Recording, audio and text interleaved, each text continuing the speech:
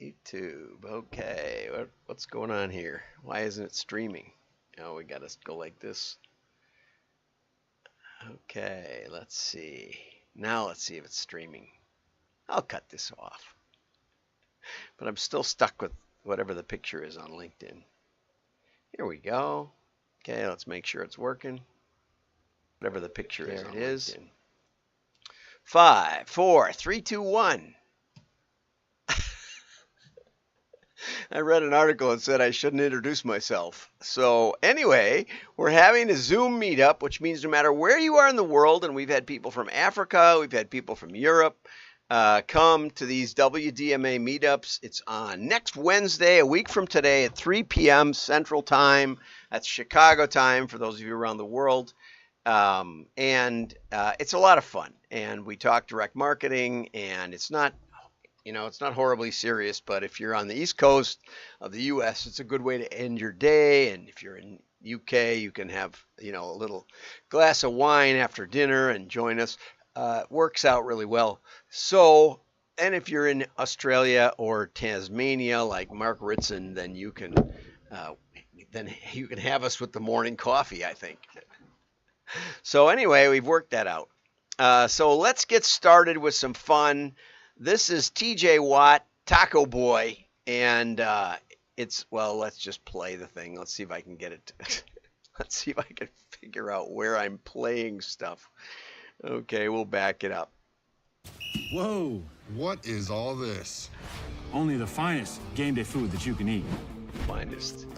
There's standing stuffed tacos, yummy taco bowls, and enchiladas. Hot dogs are better!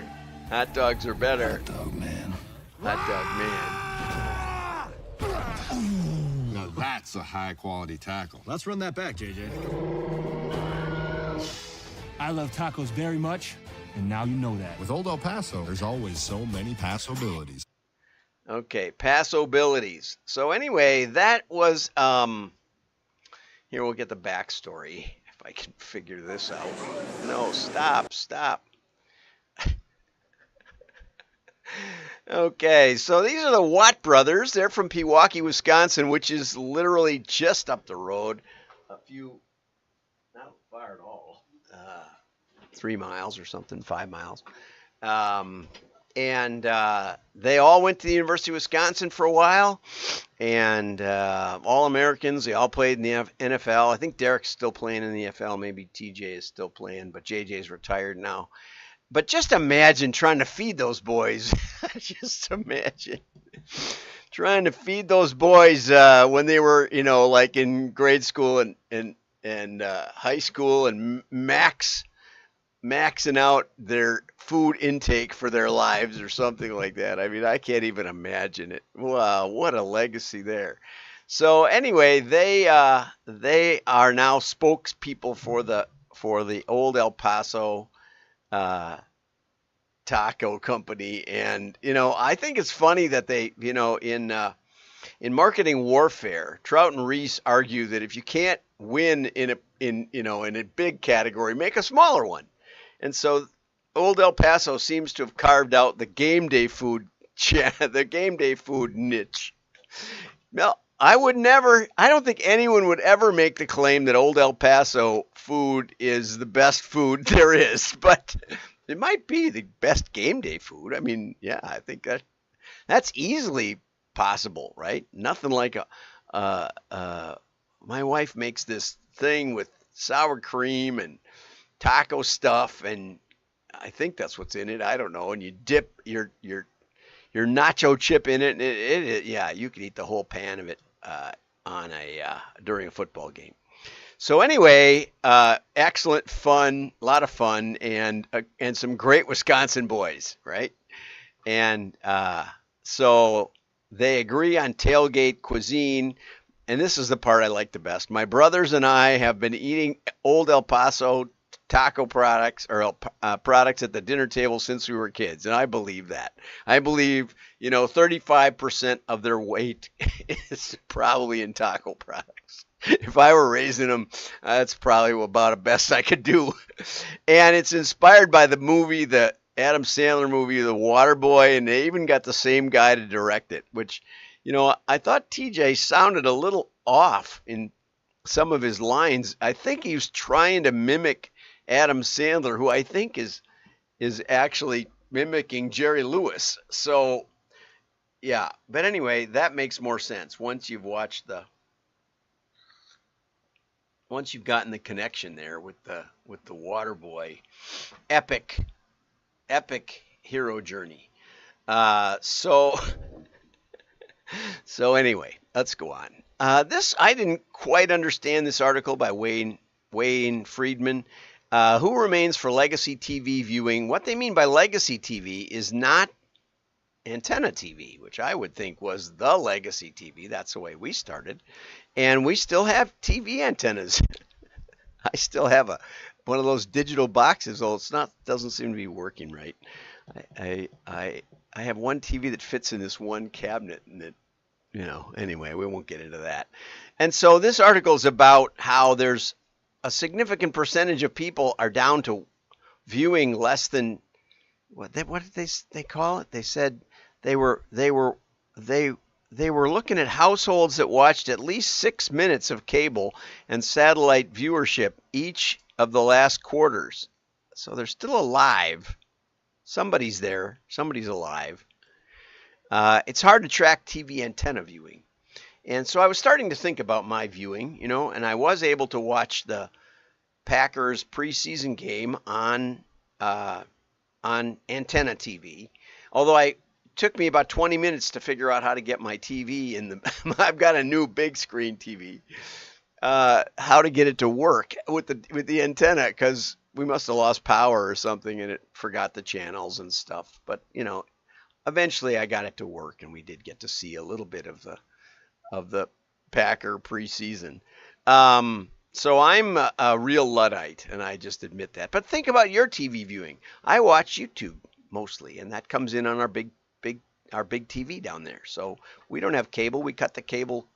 We originally put it in so that we'd have the coax, because I knew they were going to get us internet eventually on the coax, and that's so that we buy the coax internet, and that's about it. Okay. Let's get over to this. Transactional data modeling from Craig Huey. And he's talked about this a number of times, and I enjoy covering it because, I don't know, he always puts in a test or something. He calls it a secret weapon, transactional data modeling. And that's probably true that most people aren't doing that. But back in the mid-90s, when we were tasked from the Hudson Bay Company with modeling their customers, building a database. We unified a customer view of the Bay purchases and Zellers, which were the two biggest department stores in Canada, more than 50% of Canada's retail, I think, at the time combined. And, Hudson Bay was about a $5 billion retailer, but in Canada, that was a big deal. That would be like a $50 billion retailer in the mid-90s here in the United States. Would have made them the biggest in the United States, I think, by far. Anyway, long, rich history. And but they wanted a model, and I started thinking, well, a model of what? They offered, this was the National Credit Office, and they offered all kinds of things. They offered trips, they offered gas for your car, they offered insurance, and so it seemed to me that it would be a better idea than trying to decide who was the best customer. It would make sense to say who is the best customer for travel, or who is the best customer for insurance, or whatever it was. And that we should, right off the bat, we should tailor the transactions to the offer and model at that level. And that's the way we've always done it. And so that's from the mid-90s. And we always used first-party transaction data. Okay. And Craig says that, that a lot of the modeling in the world is done with people's viewing, like that CTV, cable TV, or click history, or other habits, or they may subscribe to publications or web channels that have different special interests. but it's a mediocre lookalike audience and a mediocre custom list. And I would say that's probably true. That's why prospecting doesn't work quite as well, and they haven't heard of you. So Craig is now using transactions. And for In Fisherman, we did prospect modeling. We didn't do a lot of prospect modeling because there were so many other sources for that. Mediocre sources, I'll say. But I called up a few of my modeling buddies and I said, how do you appropriately do this prospect modeling? And they said, well, you take the response and you do it per response per zip code or something like that. And so we looked at In Fisherman, and they were mailing drops of about 500,000, and and from a drop of 500,000, out of the 50,000 zip codes, they only mailed anything into about half, not even half. 20,000 of the 50,000 zip codes got any mail. So more than half the zip codes were not touched at all in a 500,000 drop. And there aren't that many mailers doing 500,000 prospect drops. It's probably in the upper 20% or something. Most not. So that didn't seem to make any sense. And then when you looked at the responses, out of that 20,000, only about 2,000 of the postal codes in the United States contributed any orders whatsoever, and 80% of that was one order, one subscription to the In Fisherman out of 2,000 zips. And so you're trying to prospect 50,000. You're trying to take the characteristics of 2,000 zip codes where you only get one subscription. We looked up what's the best zip code, and it was someplace in Arizona, not even many lakes around there, big reservoir, where we had mailed one mailing piece into that zip code, and we'd gotten 2 subscriptions out of it. So by the mediocre methods, that was our best customer profile. Whatever that zip code looked like, that's the kind of people we should be going after. Well, that's not going to work. That's just crazy. And so instead, what we did was we started looking at the effort that we put into the transaction model. How many pieces had we put into a zip code and not gotten any orders? And we calculated the cost. And so we now had a cost, a lost cost. And so if you mailed 100 pieces into a zip code, you had a pretty good statistical profile and got no orders. That's way different than mailing 2 pieces in and getting no orders, right? And so we at least let the most representative zip codes tell us where to go next. And that actually did give us quite a bit of lift, 20-30%, I think. But transaction data, there's another application, and this is, Craig says this, he went from 1.8% to 2.2%, which is, a 20% lift or something like that. He graphs it the way I would, would clip off the bottom part. So his method far surpasses any other strategy you can use to create an audience that is most likely to respond to your offer. Well, there's a lot of ways to do it. That's my point. So happy to talk with you about it, especially if you're a member of the WDMA. But I did produce an article back in 2016. Did direct marketing swing the election?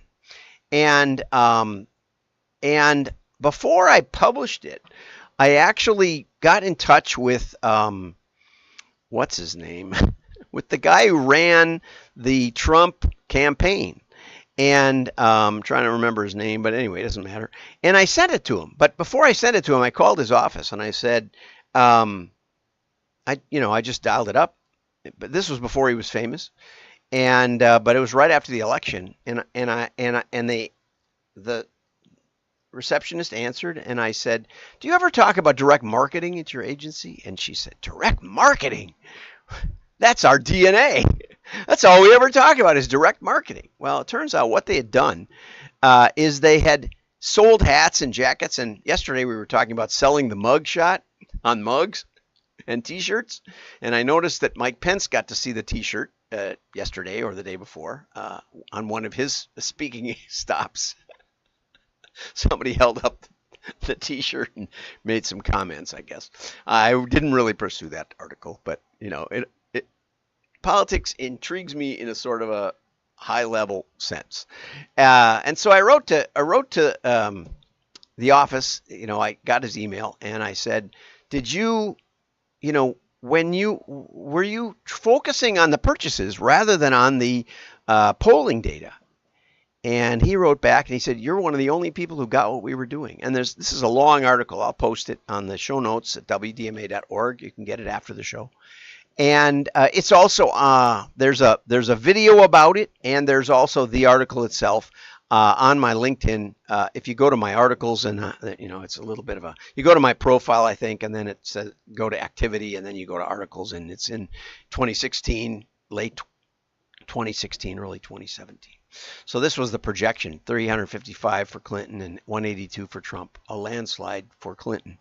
But what they did was they controlled their spending by looking at the transactions, because they reasoned that there was a much higher connection with behavior when you part with $20 for a hat or a yard sign or something. And this was unprecedented in political campaigning. All my life I'd been, either associated with political campaigns or, my dad had me going up to doors, knocking on doors and putting up yard signs when I was in third grade, 8 years old. Nobody would turn down a little kid. Can we put this in your yard? Anyway, but we didn't charge people for them. We just gave them away. But the Trump campaign charged people. And they felt that gave them a better insight and a better spend. And this is actually has several case studies on the way the Clinton campaign analyzed data and used data as their spend. But it was detached, and it was polls they liked rather than necessarily the ones that were getting the results correct. And so this gave the Trump campaign a big leg up, and may well have been the deciding factor. And they said this was the way they did it. So I highly encourage you to read it, even if you hate one political party or the other. It's still a great insight into what direct marketing can do with transaction level modeling. Have a great day. Like and share. Don't forget.